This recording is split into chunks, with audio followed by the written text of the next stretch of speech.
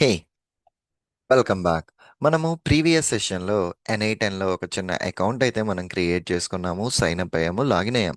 ఫర్దర్గా ఎన్ఐ10లో ఈ వర్క్ ఫ్లోస్తో పాటు మన ఏఐ ఫీచర్స్ని అక్కడ యూస్ చేయాలి అంటే ఓపెన్ ఏఐ అవసరం.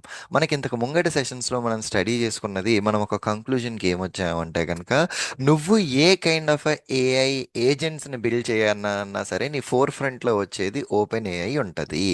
అట్లానే ఇప్పుడు ఎనైట్ ఎన్ని యూస్ చేసి నువ్వు ఏజెంట్స్ని క్రియేట్ చేయాలి అంటే నీకు ఓపెన్ ఏఐలో అకౌంట్ ఉండి దానికి సంబంధించిన ఒక ఏపీఐ కీ అన్నది ఉండాలి.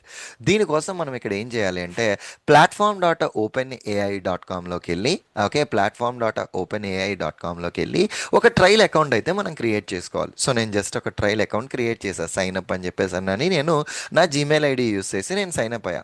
సైన్ అప్ అయిన తర్వాత platform.openai.com ఇది మీకు ఇట్లా కనిపిస్తుంది. ఇక్కడ ఏపీఐ కీస్లో క్రియేట్ ఎ న్యూ కీ, ఈ కీకి మీరు ఏదన్నా నేమ్ ఇచ్చుకుని మీరు క్రియేట్ ఏ కీ అని కొడితే మీకు ఇక్కడ ఒక కీ జనరేట్ అవుతుందండి. ఈ జనరేట్ అయిన కీని మనం కాపీ చేసుకుని ఒక నోట్ ప్యాడ్ డాక్యుమెంట్లో పెట్టుకుంటాం. ఎందుకు ఈ కీని నోట్ ప్యాడ్ డాక్యుమెంట్లో పెట్టుకుంటాం? దీనికి ఉపయోగం ఏంటి అంటే ఎన్ఏ10 అన్నది వర్క్ ఫ్లో ఆటోమేషను, దానికి ఏఐ క్యాపబిలిటీస్ అటాచ్ అవ్వాలి అంటే ఓపెన్ ఏఐకి సంబంధించిన మీ ఏపీఐ కోడ్ దానికి ఇన్పుట్ కింద ఇస్తే ఆ వర్క్ ఫ్లోకి ఏఐ ఆటోమేషన్ తోడయ్యి మీ యొక్క proper business process flow automation వస్తుంది అన్నమాట. సో దీనికోసం నేను ఆల్రెడీ క్రియేట్ చేసిన టోకెన్ ఉన్నది.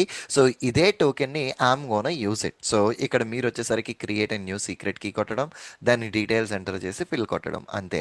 సో platform.openai.comలోకి వెళ్ళి సైన్ అప్ కొట్టడం, ఒక కొత్త అకౌంట్ క్రియేట్ చేసుకుని దాంట్లోకి లాగిన్ అయిన వెంటనే ఈ లెఫ్ట్ ప్యానల్లో ఇదిగో ఇక్కడ ఏపీఐ కీస్ని మీరు చూస్ చేసుకుని ఈ ఏపీఐ కీస్లోంచి మీరు ఒక న్యూ ఏపీఐ క్రియేట్ చేసుకుని ఆ కీ కంటెంట్ని కాపీ చేసుకుని ఒక డాక్యుమెంట్లో పెట్టుకోండి. అంతే, దట్స్ ద ప్రీ రిక్వెజిట్స్ అండి. Okay, perfectly all right. See again in the next lecture. Thank you.